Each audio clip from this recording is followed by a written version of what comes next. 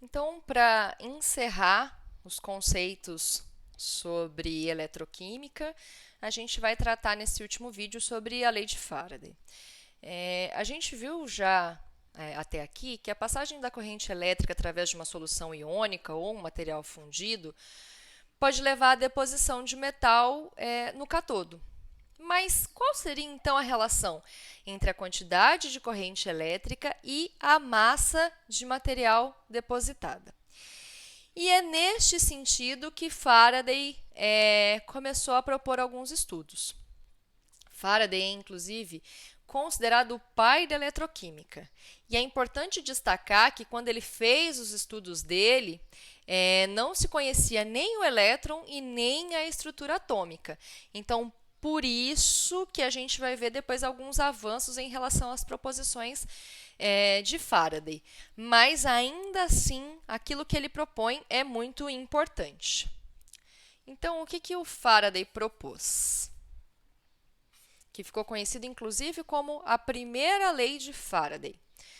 A quantidade de uma substância depositada eletroliticamente é proporcional à quantidade de carga elétrica que atravessa o eletrólito.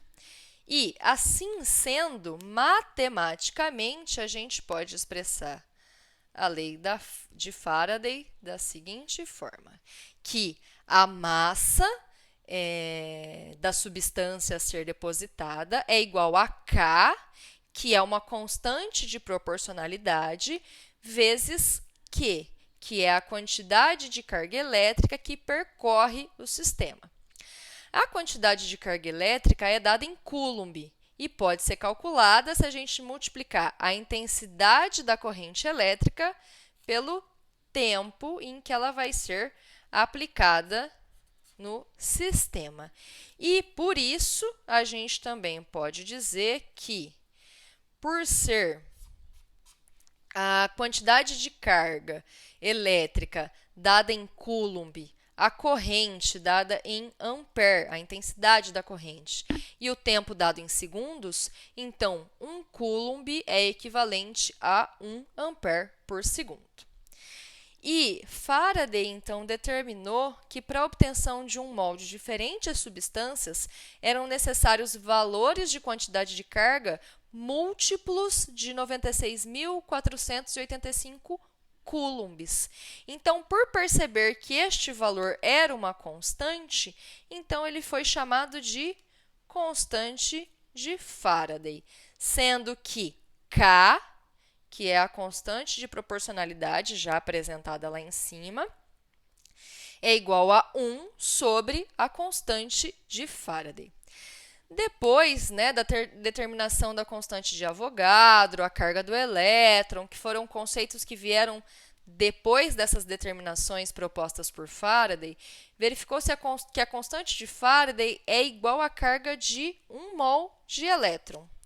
E, assim sendo, temos que 1 Faraday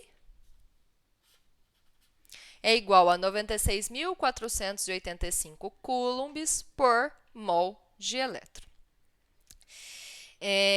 Os princípios de Faraday ele ainda conseguiu evoluir um pouco nesse sentido, e então a segunda lei de Faraday ela relaciona a quantidade de elétrons que participa da eletrólise e a massa formada ou transformada no processo, de onde temos esta outra equação que também pode ser muito útil, em que a massa da substância vai ser equivalente a multiplicação entre a constante de proporcionalidade, a massa molar da substância, a quantidade de carga elétrica que percorre o sistema e tudo isso dividido pelo número de elétrons envolvidos na reação. E da mesma forma que a gente apresentou aqui em cima, a quantidade de carga elétrica que percorre o sistema pode ser calculada a partir da intensidade da corrente elétrica e pelo tempo que essa corrente elétrica foi usada sobre o sistema. E a partir destes princípios, então, é que a gente consegue determinar quanto de um material vai ser depositado a partir do tempo e da corrente elétrica utilizada, ou ainda qual é o tempo e a corrente elétrica necessários para depositar uma massa específica que nos interessa. E aí, então, a gente pode usar os princípios da eletrólise ao nosso favor para que a gente possa ter avanços na indústria e trabalhar com revestimento de peças, revestimento de materiais, entre outras questões. Então, a gente encerra aqui os vídeos sobre eletroquímica e a gente se vê numa próxima. Até mais!